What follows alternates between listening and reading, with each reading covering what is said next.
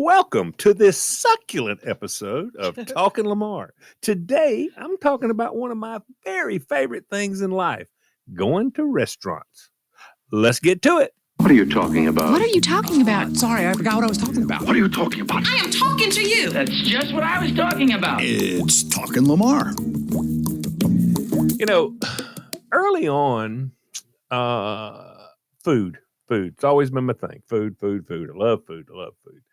And we had most of our meals at the house. You know, we didn't go out a whole lot. But when we went out, even if we went to the chicken burger and ate in the car, it was a different experience.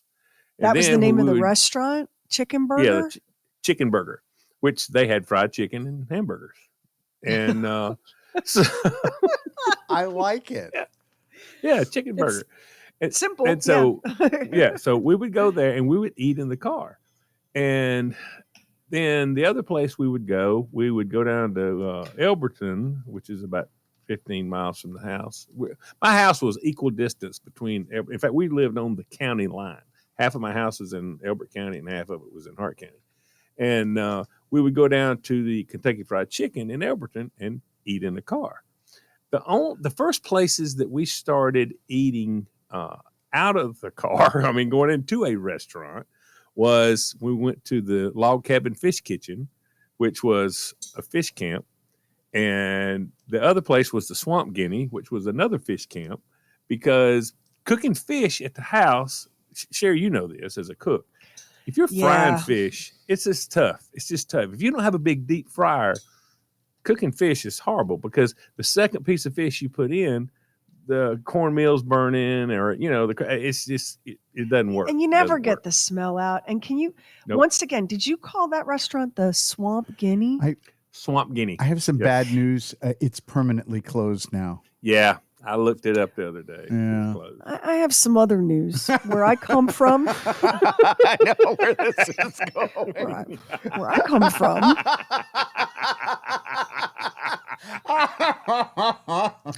Guinea is a slur for an Italian person.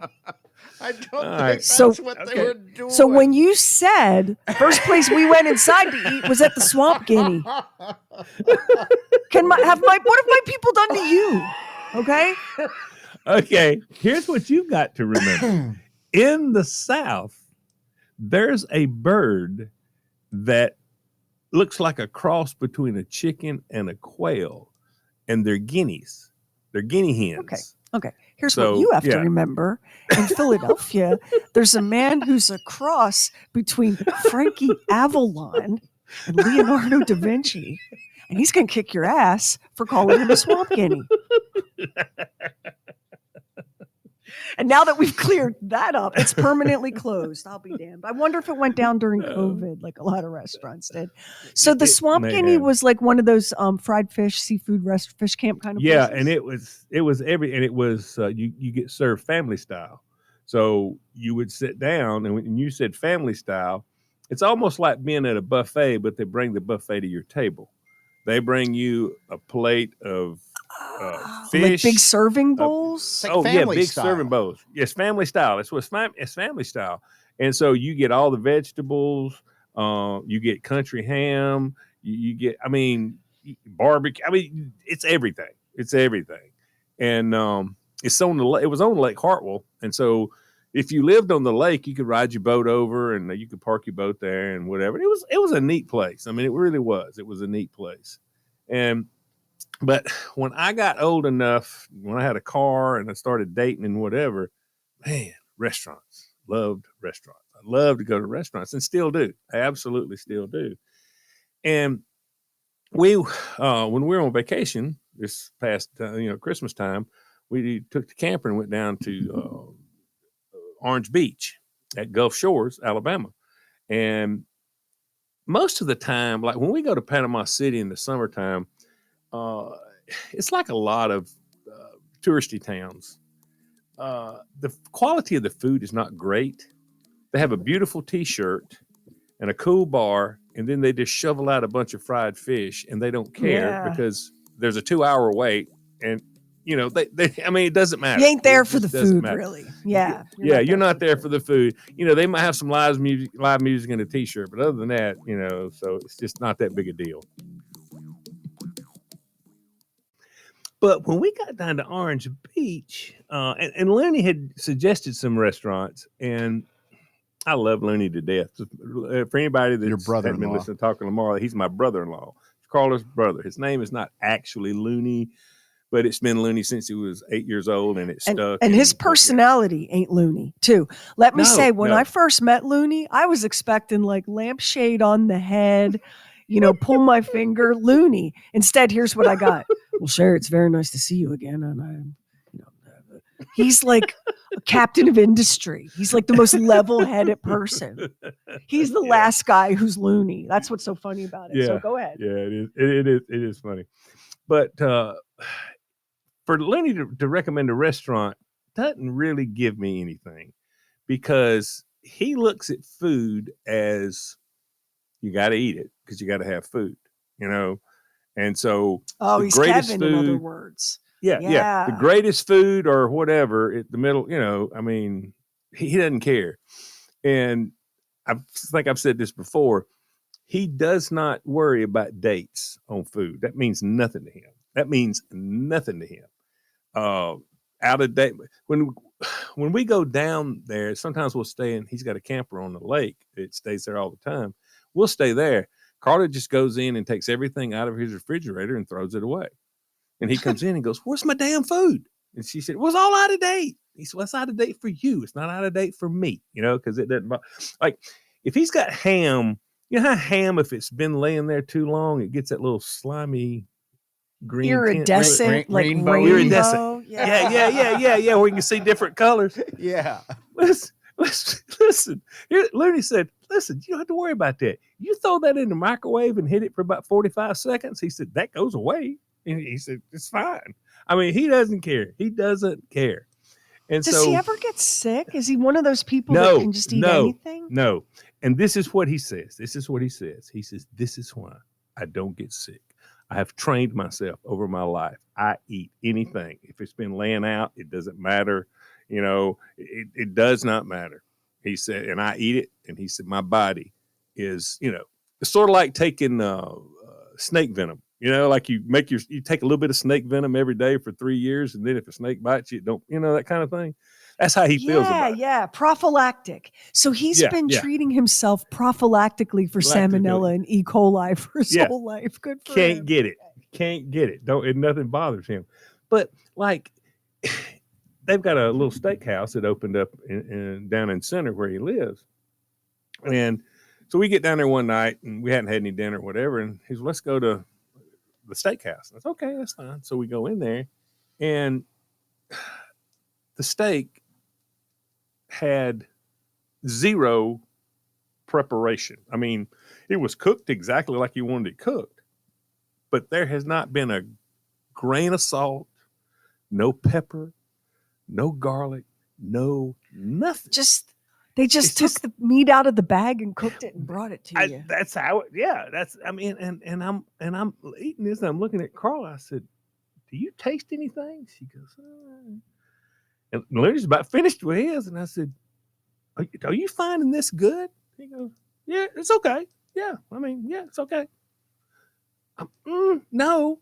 And so I won't go there. And every time we go, let's go. "No, I'm not going to the steakhouse." I said, "You don't understand. You don't even care." He said, "Well, it's just not that big a deal, So he had told us about some restaurants that down there would be good. Well, like I say, I don't know that I can trust him. But the people that we camp with a lot, Terry and Christy, Terry, if you believe this, he talks more than I do. I mean, honest to God. I've met Terry.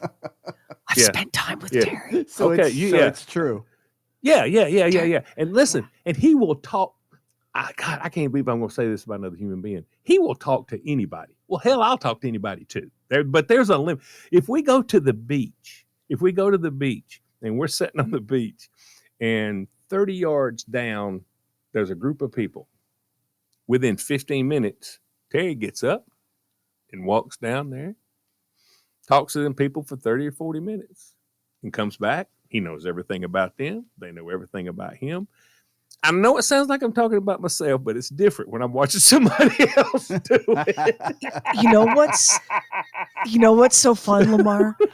So Kevin, my husband, had asked me what Lamar and Carla do over the holidays. I said they loaded up the RV and they went down to Orange Beach in Alabama, and they just had the best time ever. And I said, and before you can say another word, I know that's not your idea of camping. And he goes, no, it's not that I have anything against that idea of camping. He said, but the difference between me and Lamar is Lamar wants to talk to everybody, and I don't want to talk to anybody. And if you're in that kind of campground setting, it's hard to not talk to anybody. No, because everybody, they're so friendly. They are. So Terry and I out walking the dogs, and we ran into a couple of people, and they come down to Orange Beach all the time. And so they give us a list of restaurants and whatever. And so we worked our way through quite a few of those. And Looney didn't mention, Looney took us to Lulu's, which was very, very, very good. Was that the Jimmy Buffett's sister's restaurant? Jimmy Buffett's sister, yeah. And so that was very good. And then he said, have y'all ever been to the Ruby Red Slipper? And I said, no. Sounds like a strip club. Sounds like a strip club from the 1970s. Well, I that's what I'm thinking.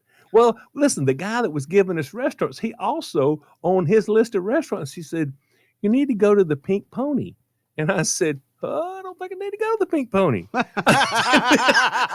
That's a Chapel Roan song. What are we doing here? I said, if this is one of those buffets in the strip club, I don't care how good it is.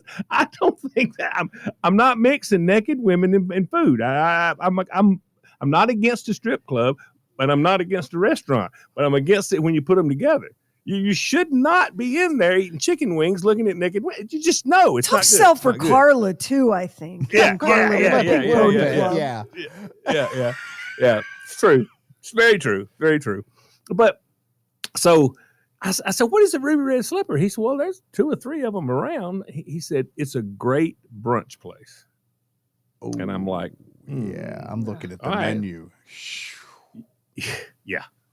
And so I looked up the menu and I thought, well, surely to gosh, Looney can't be wrong about this.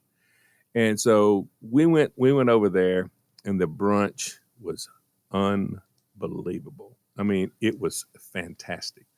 One of their appetizers is, I don't know what they called it. Candy. Well, they didn't call it candy bacon, but by God, that's what it was. And it was candy bacon. And it was unbelievably good. It's called pig candy bacon bites. There you go. Applewood smoked I've had bacon that. bites with candy glaze. I've had that, not in a strip bar, Lamar, but I have had that, and it is delicious. Now, Max, on that menu, on the appetizers or the starters, French toast. French toast bites. French toast bites. It was little bitty triangles of French toast. Oh my God. So good. Loaded tots, fried green tomatoes, and then the pig candy bacon bites. Yeah. Oh, seasonal beignets. Oh yeah. I know it was great. Did you make yourself sick, Lamar? Did you just put the food bag on and go to it? It was packed. Well, no, I was a lot better. I'm a lot better because I'm trying. I'm doing some commercials for a weight loss program. Well, I know you've been trying to get get yourself a little healthier. And so I'm, Sherry, here's the code on this. Even if he did, he's not going to tell us. No, because I went to that place. I have to go meet with him every few weeks or whatever. And I met with him, and she said, "How'd you do on vacation?" I said, "Well, I got a little squirrely here or there," but I said, and I use this as a perfect example. I said, I went to a brunch place, and I said, I did taste the piggy sweet bacon bites or whatever. I said, but when everybody else was ordering, all the French toast and stuff, I said, I got an omelet. Look at and you. I said, so I did so good. But what really made this restaurant? The food was great. But what took this to the next level, and this happened to me a few times while we're in Orange Beach, the server. This lady was just fantastic. She rolls up. Now there's six of us. Yeah, there's six of us because it's me and Carl and Christian and Terry and Looney and his daughter Charlie. And so she rolls up, smile on her face. What can I get you? You know, and she's doing the mimosas and everything. I mean, she was on point on everything. And so Charlie ordered French toast. And then once the order was made and the lady goes, Charlie decides, nah, I don't want that. Well, I mean, it's not like it's been like 15 minutes. Okay. It hadn't been like the lady just left. So this is already in the works. And so the lady comes walking by with some coffee. And I said, can I ask you a question? I said, she decides she doesn't want the French toast. And she looks at Charlie and she goes, well, that's tough. And Charlie's eyes get wide and she starts laughing. She said, don't worry about it. No big deal. No big deal. You know, and she took that in stride. And she just, the way she handled the table, she was very attentive. And every question you had was yep, no problem. Yep, no problem. And she took care of everything. It was it was a level of service that went beyond good. And it changes the meal. It made the meal so much better. I mean, it was just great. And we all talked about that when we left. We all talked about that. And, you know, I mean, and we, you know, she added the gratuity, and I looked at Looney and I looked at Terry, and I said, they've added the gratuity. That ain't gonna be enough. I said, don't let that slow you down. I said, you need to throw another 5 or so on that. I said, you know, and we did, and she was great. So we all talked about that. And so another place that we heard about was Wolf something. I don't know. So wait, the candied bacon, that was at the Ruby Red Slipper, yeah. The Ruby Red Slipper. And so what's the next place that you're going to? So the next place was I think it might have been Wolf Lodge restaurant, but it's Wolf something or other. And so the guy that had told us about it, he said, this is great. He says, we go there all the time. And so Carla and I were out by ourselves and wanted to get some lunch. And so we looked up their menu, and they had a big salad bar, which would work good for me. So I could get a salad and some other stuff. So we roll up in there, and it was a beautiful place. But when you walk in the front door, you know, I don't know if everybody that listens to the podcast, you may not live where Cracker Barrel is. But in the South, Cracker Barrel is it's a breakfast and meat and vegetable place. It's a chain. But when you walk in there, it's like you're in a department store. They've got seasonal, they got clothes, they've got some toy section, they got all these tchotchkes and all this stuff, knickknacks, and I mean, you can Christmas shop in there with no problem. It's the Wolf Bay restaurant. Wolf Bay. Okay, yeah, Wolf Bay. And so they had this same thing. They had elegant clothes. They had beautiful, beautiful stuff. I don't know how much of that stuff they sell, but it was a very nice, thing. So we get on in there, and it was very nice. It was appointed, very nice. And they had a beautiful bar, right there in the middle. And the buffet was unlimited buffet. It was crazy. It had every possible. It had fresh deviled eggs, fresh made deviled eggs. They kept them out there fresh. Oh, it was just unbelievably good. And so Carla and I sit down, and the lady comes over, and you could tell she's been doing this for a while. I mean, you had that feel to it. And she knew everything about every item on the restaurant, on the menu. She was, and she was so good to, push us towards, she said, well, what do you like? Whatever. And, Carla, we talked to her.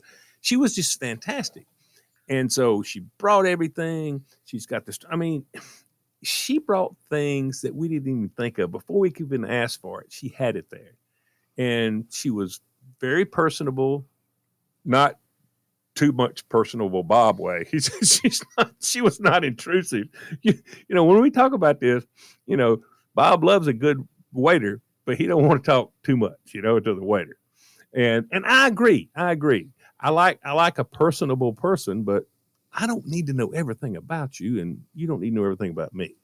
But this woman was super nice, and we asked her a couple of questions about the area, and she told us the history of this place.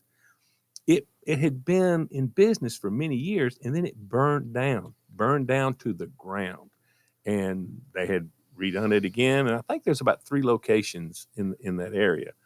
But once again, this lady was she had made the whole experience that much better. I mean, it was fantastic. And it's very unusual to get so many places like that. We went to another place called Duck's Diner, and it was a dive. I mean, it was a dive. As we're driving past it was about 11 o'clock. And Carlos, I'm hungry. And we hadn't really eaten any breakfast or whatever. We're driving past it, and it was a dive, but there wasn't a place to park. The parking lot was slam full. Always a good sign. And I told Carla, I said, listen, there's too many cars in this parking lot to not stop here. So we pulled in, and so we go in and sit down, and the lady come in, and she said, have you been here before? I said, no, ma'am, I have not. I said, but when I saw this many cars, I said, surely everybody in that restaurant's not an idiot. I mean, they must be something to this place. And she said, oh, yeah. And sure it was. It was great. Everything she had was great. They have something called a banana stuffed French toast. Yes. And it stands up. Yes. Looks like a burrito, sort of like, doesn't it? It does. It's like a tower on your plate. A tower of goodness. Oh, yeah. Oh, yeah. It was just. Why am I not surprised that all this tasty, delicious comfort food is in the state of Alabama? Like that kind of works for me. But the suspense is killing me. When you went to the Pink Pony Club, what did you have there? We didn't make it to the Pink Pony. We went to. I tell you where we did go though. We went to the Floribama, and it sits on the Alabama-Florida line. And so it's called the Floribama. Floribama. And it's got like 3 levels, and it's all built out of wood, and it's been there forever. And there's live bands playing when you go, and it's right on the ocean. I mean, it's directly, you step off of it, step right onto the sand. And it's a really cool place. And they have a really nice bar, and their food was good too. Food was really good too. So we didn't even have a mediocre restaurant. Nothing, not a mediocre meal. Every one of them was great. And the service was just. So I looked at the menus at all these places, and I think that you know what? You didn't miss anything by not going to the Pink Pony. It doesn't look like it's got going on. And maybe the food's fine, but it just didn't look like as good as the other places you went to. Yeah. Yeah, those were great. I can't take a restaurant called the Pink Pony seriously. It is a strip name. No, it's a strip bar. No, name. I'm sorry. It really is. It really is. And see, I asked Lenny about that with the Ruby Red Slipper, but I think there's at least 3. It's a chain. I don't know how many locations. Were they into like the Wizard of Oz at the Ruby Red Slipper? I think there's 2 locations. There's one. Just 2? Yeah, I think one of them is at Folly Beach, and then there. Yeah. I mean, was it a Wizard of Oz situation with the Ruby Red Slippers? No. It would have been sort of. I guess they were going for the old timey nightclub type thing a little bit, maybe, or something. It wasn't anything like that. Yeah. It's got. I mean, the names of these restaurants, they sound like bordellos or gentlemen's clubs. Hey, we went back to Lambert's where they throw the rolls. Oh yeah. Still great food. Yeah. Still great food. I mean, it was. I don't know why their food is so good, because it should be a gimmicky thing. It just really should be a gimmick, but it's not. And it was great. There's something like when in my restaurant days, I was a server for many, many years. That's how I put myself through college. And there are days where you just, it's such an effort. You're exhausted or whatever. And then you'll have customers that you just want to clock with a salt and pepper shaker. Yeah. But for the most part, like that was one of the things that I liked about it. I liked dealing with the customers. I liked talking to them. And especially like I worked at a little seafood bistro type restaurant in the old part of Philadelphia, which, that's the part where like Benjamin Franklin and Dolly Madison and stuff where like it's Oh, yeah, cobblestone yeah. streets, Yeah. houses that were built, occupied during the Revolutionary War. So it's very touristy. And most of the people that came into that restaurant were tourists. They were looking at the Liberty Bell and they were going to Independence Hall to see where the Declaration of Independence had been signed. And they were, they were excited. They were having an adventure, and I could see that. Yeah. And you don't want to be, you don't want to be the little rain cloud for somebody, even if you're tired and it's a tough job. That used to really like feed my soul. Was you'd see this table full of people, or maybe there'd be like 2 parents and 2 kids or whatever, and they had on their brand new Philadelphia Phillies t-shirts. Like you could tell they're tourists. This is a vacation. Yeah. And you want to be part of the good memory they have of that place, like by being nice and pleasant. I'll tell you what I do hate. Kevin and I go out to breakfast a lot. Like that's our favorite thing to go out for is breakfast. Folks, just because it's breakfast doesn't mean that you can run up like a $50 tab and leave $1. No. I'm sorry. That server is working as hard as if it were lunch or dinner. Yep. They're making the same $2 an hour as if it were lunch or dinner. Scrambled eggs and bacon are not a license to cheap out on a tip. Have you not seen that? I know you have. Everybody's seen that at a breakfast. And here's the deal. Now, like where we're at the Ruby Red Slipper, I mean, we're spending money. I mean, because the dishes were not cheap, and of course, once you add the mimosas and that kind of stuff to it, I mean, you've run that bill up. So that's you're spending the same kind of money there that you would be at dinner. But when you go to the Waffle House or you go to a lot of breakfast restaurants, it's going to cost you maybe $12 to eat. Well, okay, she's worked just as hard. It's this lady that you ate at and you spent $45 to eat your plate. So at the breakfast deal, I always try to make it, I think about it as I've ate a meal, I'm tipping. I mean, you know what I'm saying? I mean, because they're working. Yeah, that whole. I'm with you. That any whole meal thing. Any meal that I didn't have to shop for, prep, cook, and clean up after. Yeah. I'm willing to hit the wallet for that. I mean, that is that's a luxury. Like that's a privilege, not an entitlement. And breakfast. Have you ever worked in a breakfast restaurant? That is that's a hard hustle right there. Oh yeah. Because everything's moving fast. Yeah. The food comes out fast. The tables turn fast. Yeah. People are cranky because it's their first meal of the day. They need their caffeine. If they've had to wait any length of time for a table, they're a little salty. Drinking coffee. They're drinking coffee like there'll never be another one, and you got to keep that cup full. I mean, that's the whole. They're not having cocktails, which might loosen them up and make them feel expansive and generous, right? They're pissed off at the price of the orange juice. Those servers are busting their ass in a breakfast restaurant. Typically. Yeah, no, and that is very, very true. One of the things I am determined to never, when you talked about sometimes you get the customer that's just they're an ass, and that happens a lot. I'm sure it does for a restaurant. I'm not being that guy. I just know I want to be easy to get along with. I want to make it easy for her or him, and vice versa. I think we both got to do some work here. We both got to do some work. I've got to manage my expectations of, this place was packed. The Slipper was packed. And so our food took a little while to get out. Well, okay, it's packed. I mean, so, I'm not going, hey, can you check on our food? Can you check on our food? I'm pretty sure once that food's up there, she's bringing it. I mean, so I think the customer has a responsibility to hold up your end of the bargain of being nice and fair and, easy Agreed. to get along with.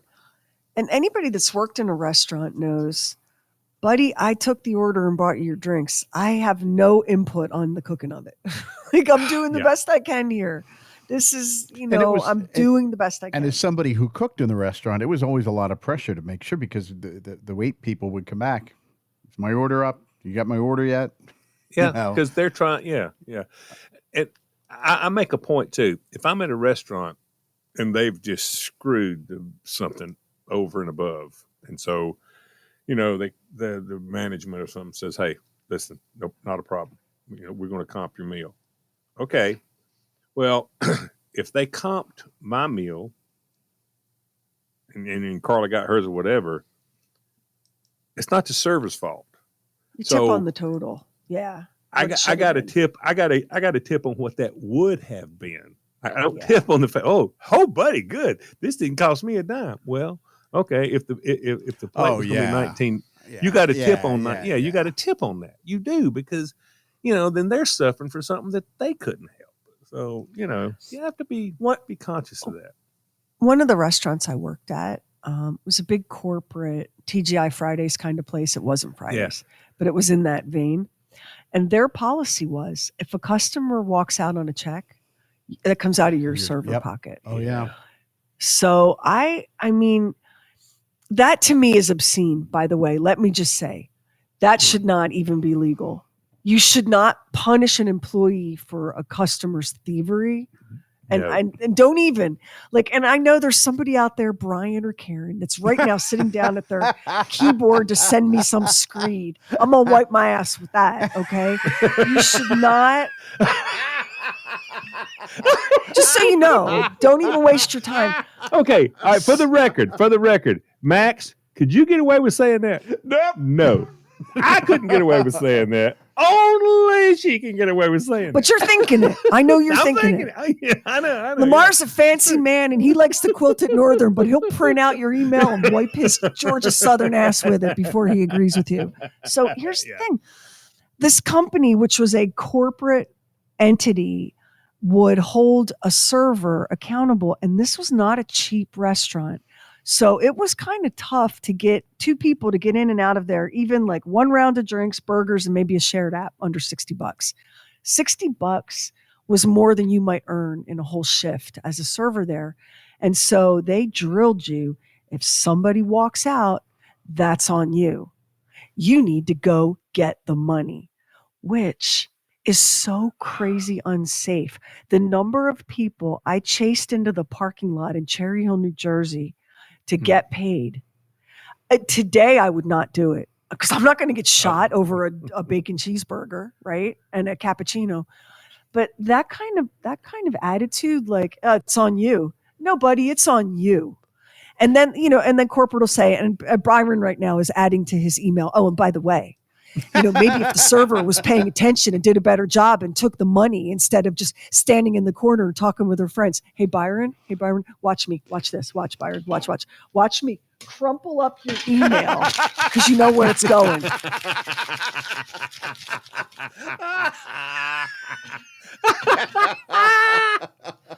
Well, here's the problem with that. Anybody that's walking out of that restaurant without paying, it's not because you were slow coming back to the table. It's not because, that was their plan. That was their plan. They walked into the place with that plan to dine and dive and go. And dash. That's it. Dash. Yeah. I mean, that's the whole plan. That's the whole plan. I once saw, and let me address Byron directly because he's determined to send me this email, even though I'm going to wipe my booty with it. I once saw a server who her husband worked like 2 jobs and she worked at this restaurant at night. And, they were just doing their best to keep it going. And she got dashed. She got walked out on. And I saw her crumple to the floor and put her face in her hands and sob because she couldn't afford to buy those people dinner. That's why I think that shouldn't be a policy. Yeah. No, that ought to be and against everybody, the law. It ought to be everybody against else, the law. Every other server pulled tips to pay that check so that she wouldn't have to. And corporate lived to fight another day. So, yeah, here you go, buddy. And I think especially for someone like you, Lamar, you love restaurants. It's a huge, and you're so fun to go out with because you thoroughly enjoy the whole experience. Bob's that way too. Bob loves a restaurant. He likes to linger over, a drink and have good conversation, all that. Part of that experience, to bring this all the way back full circle to how great service transforms, Part of the experience is that human being that you're interacting with. Yes. You're that's probably not exactly going to right. meet, you're not going to meet the general manager or the guy that financed it. You're probably not going to meet any of the cooks or the dishwasher, but that person is your ambassador for that experience. Yeah. And they should be as valued by their employers as they are by you, Lamar, in a perfect world. Because they are representing the restaurant. They are representing the restaurant. So I would want my way. I don't know. I just think that they don't get paid what they should. And They don't. They don't. And it's a And- crazy thing because in Europe, they're paid. Europeans look at Scandinavians. They look at tipping in America like, what's up with this? Oh yeah. And now, people complain, and it does sound like get off my lawn, but I donated it for a GoFundMe a couple weeks ago, and at the end of it, GoFundMe was like, "How about a tip?" I was like, "What?" GoFundMe? Yeah. GoFundMe. When was the last time you hit a GoFundMe? This must be very new because it was the first time I'd experienced it. Oh, and wait, they preemptively tipped themselves. And if you weren't paying attention, you could not adjust I hate the amount when or they do opt that. out. I hate when they do that. Yeah. Well, let me tell you something new. I went and got my oil changed. And so the guy comes over and I give me the card and he runs the card through. Then he turns the thing towards me and it says, "How much would you like to tip?" And it had 10%, 15%, 20%. And I'm like, what? What? I mean, whoa, wait. I mean, this is an oil change place. And I know they're supposed to be paying you. And I think they are. But everybody's just decided, let's get in on that deal. I can't tip 20% for an oil change. I just can't do it. No. Yeah, not everybody has the wherewithal. Like, it's one thing to say, you know what, we're going out for dinner, and the price of dinner includes that gratuity. It's another thing to go, to the quick lube and need the quick lube because you're expected to tip on top of. I mean, paying. I tell you what, that's the one thing you notice when we go to Japan. It is so cool because I told Carla, I said, when we go out to eat, I said, we're saving like 25%. She said, how do you figure? I said, because they won't let you tip here. There's no tipping. I said, there's no tipping. I said, and that I feel like the server is I'm getting saving, paid. Yes, and I feel like I'm saving 25%. Now, I'm sure it's involved in there, but still, I feel like, man, that's pretty awesome. I mean, I'm pretty happy about that.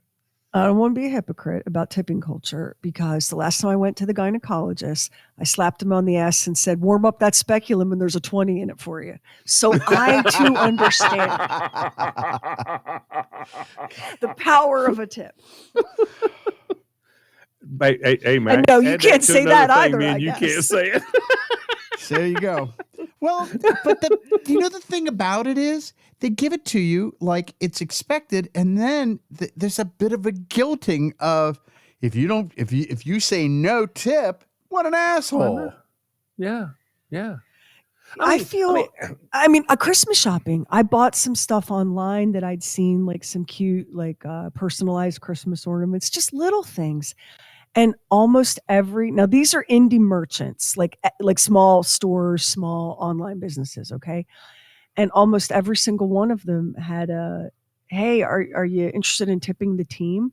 And so for Etsy sellers and small businesses, yeah, of course I'm going to tip the team. But don't be coming at me, Walmart. Don't be coming at me, Walton family, because you want to tip at Wally World next, right? Yeah. I saw a TikTok of a woman who everybody says it, but she just really nailed it. She's like, I went to Walmart and I went shopping, and there were 18 cash registers, and there were 2 of them open, and everything else was self-checkout. Walmart, where is my discount for doing your job? And she just took them apart for that. And a lot of people do feel that way, right? Like, yeah. Okay, I'll tip you, but I'm doing everything here. Come on. Yeah, I'm. You know I am about that. I hate know. self-checkout. God, I hate I know. And see, now what Well- Walmart's done is now they're self-checkout because they're forcing everybody to go through it. You got to wait at self-checkout. So this whole idea that self-checkout is saving you time, well, it's not really, because every not. Walmart I've went to, there's a line at self-checkout because there's only like 2 registers running. I don't get it. I watched a man at the neighborhood Walmart. You know, they're the mini Walmarts that are just basically Yeah. supermarkets with dog Yeah. food and greeting cards. Yeah. So I'm at the you have to go to the self-checkout. It's your only option there. And I'm standing in line at the self-checkout, and the man in front of me has a bunch of loose produce, you know, like 4 Yes. apples and a thing of Yes. bananas. You know where this is going. You can't just swipe the barcode. You have to put it on the scale. If it doesn't have a sticker on it, you have to look it up by name. It has to weigh it. You have to give it the quantity. This man, he might have been, I don't know, 30. This man looked like he was so close to bursting into tears because it was so frustrating. So Yes. frustrating. And he puts it down, and, you know, then it throw attendant, you know, the attendant is coming. Oh God, it was awful. And I'm watching this guy, and he's so frustrated. He's so aggravated. He's just trying to buy some food. And I'm thinking, hey, Walmart, with all your hidden cameras, are you watching this? You're going to lose. This guy's not going to come back here. I can tell you that. Yeah. Yeah. He's going to pull a Bob Lacey and go grocery shopping at Restoration Hardware before he comes back here. I hate when I put it in the bagging area and it goes, please place in the bagging area. And I always go, I placed it in the bagging area. And then there's like an attendant nearby. So, we got a troublemaker. But I talk to it. I do too. And it gives you that. Yeah, Please nothing. place in the bagging area. And I did place it in the bagging area. You know, once upon a time, not that long ago, this conversation would have made no sense to your parents. No, You would have been gosh, no. saying this, and your parents would have been like, what is this boy on about now? They didn't, this was a world they didn't even know. Listen, our parents never even pumped gas. Oh No. my God, no. No. My parents My- did. At some point. Well, yeah. It yeah. didn't yeah, used yours to be did, yeah. legal to Yeah. pump. It's because your parents lived for more than 100 years. They saw it all. They went from, the Conestoga to pumping their own gas. But yeah, like Lamar's mom never pumped her own gas. Think about it. No. I don't care where you stopped, out in the middle of the country, nowhere. There was a guy come out there. You never got out of the car. You may check out oil? Yeah, go ahead. I mean, yeah. Go ahead. Now, my father, I don't think he ever went inside a grocery store in his whole life. I don't think he knew where food came from. He never went to a grocery store. I never saw him bring a bag of groceries into the house. I never saw him put anything in a cabinet. He most certainly never got himself a meal or washed a dish. If you dragged him out of the grave and sent him and told him he had to not only go grocery shopping, but go over to the scanner and start ringing himself up, he would honestly rather go to prison than have to do that. I love when I put my number in, my phone number, and it goes, welcome, valued customer. Valued customer. I'm like, that made me feel valued. If you were trying to make me feel valuable, that really did it. This is, you know what? We all thought, think about when you were little. I don't care if you were born in 1950 or 1990. When you were little, the year 2025. Oh, my. The future. Oh, my gosh. It's going to be amazeballs. Kind of didn't really go that way, did it? I tell you what, I think I remember back when I was little and they were trying to show a future or something, that something was in the future. And, it's like 1965 or, 70, whatever. And it'd be like 2025. Whoa, wait, what? That's ridiculous. Who's going to be alive then? Yeah. Imagine, Lamar, if someone had came to you and said, I'm a time traveler. And there are people out there that claim to be. We've done a couple of True Weirds on that. But this person comes to you and says, I'm a time traveler, and I want to tell you about the year 2025. And it's about 1992. right about now, right? And you've been listening to Celine Dion on the radio, and you're ready. You're ready to hear about the cities of tomorrow, the flying cars, the robot housekeepers, how we have artificial intelligence and robots to do the work. We've never had more leisure time than before, which, by the way, was a prediction in the 80s that by 2025 we would be drowning in leisure time. How's that working out, Sheri? That diseases would be cured. That for those of us on this microphone, it's not working out at all. You could swallow a tablet and no more tooth decay. There would be procedures. Your hair would never turn gray. Your eyesight would never fade. Now, in the real 2025, you work as an unpaid cashier at the grocery store. Yeah. Yes. Yes. And not only do you not have a tablet that knocks out tooth decay, you don't have dental insurance and you can't afford to go no matter what. Like, we got ripped off, y'all. The future was not what we were led to believe. Yeah, that is true. That is true. Oh, what's that, All Brian? right. Count my blessings. Count my blessings.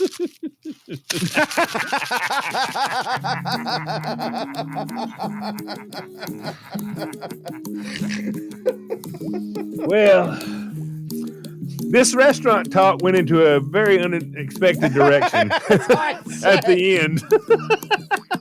And thank you so much for that, Brian. It's like and thank you, Brian, for starting all that. Byron. He was Brian, and then he became Byron, and you know. Yeah, well, we all know what his real name is. All right, this is it for this episode. I want to thank everybody for listening. Hope you enjoyed it. If so, tell somebody about the Talking Lamar podcast. I think they'll appreciate it. You can't tell them what it's about because, hell, I don't know what it's about. But just tell them to try it. Also, check out the multiple award-winning True Weird Stuff podcast that Max and Sheri does, and I promise you'll love that. There's more to come on Talking Lamar, so don't stop now because I hate a quitter. Join us for the next episode. Let us know what you think. Go on the Bob and Sheri app, look down at the bottom, click on the microphone, and just start talking. We'll listen to every message. Until then,